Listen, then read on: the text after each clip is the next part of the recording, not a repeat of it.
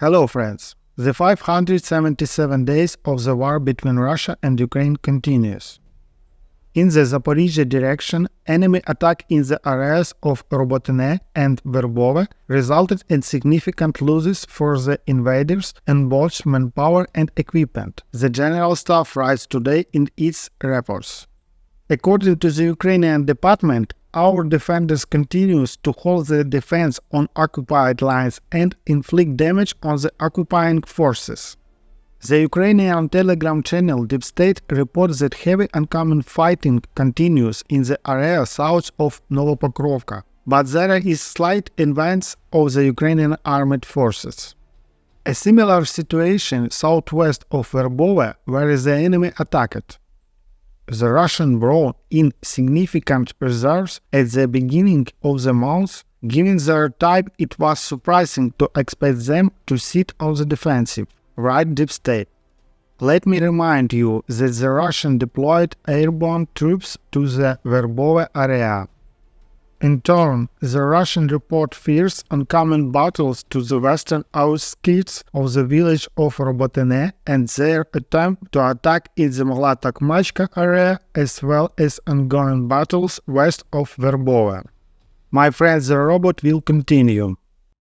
Meanwhile, the commander of the Tavria group of forces, Alexander Tarnavsky, said in an interview with CNN yesterday that the weather could be a serious obstacle to the Ukrainian offensive, especially to the advancement of equipment.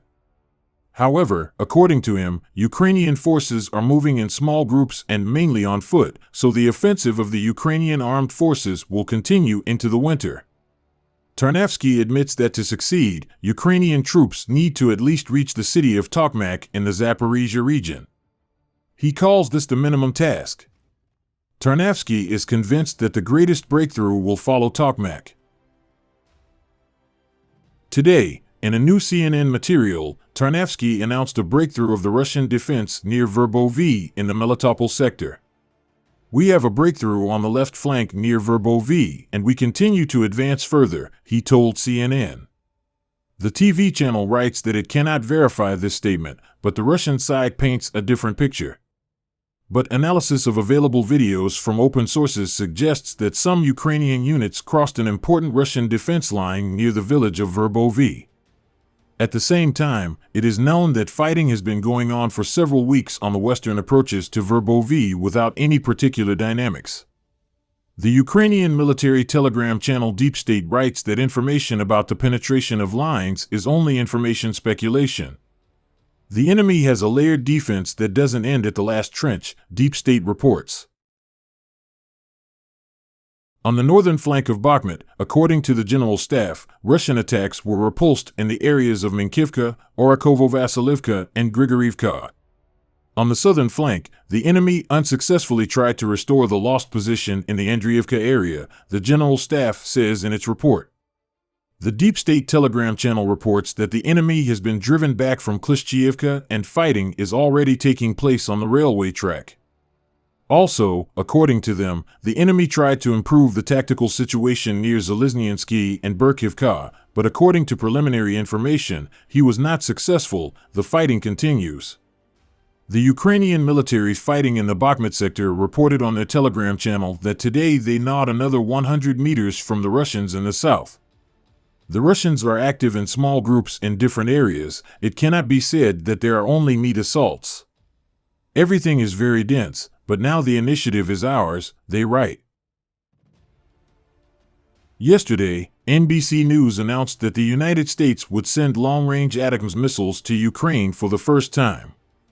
After this, the White House did not confirm media information about Biden's decision to provide ATACMS missiles to Ukraine. U.S. President Joe Biden has said repeatedly that the transfer of ATACMS is likely in the future. I do not have any new information on this matter, said White House Speaker Karine Jean-Pierre. Already today, the Financial Times claims that the Biden administration nevertheless decided to provide Ukraine with long-range ATACMS missiles, but decided not to announce this publicly so as not to give clues to Russia and not push the Russians to move their supply lines away from the front line. I will not comment further on this topic until there are official statements or evidence of the use of ATACMS in Ukraine.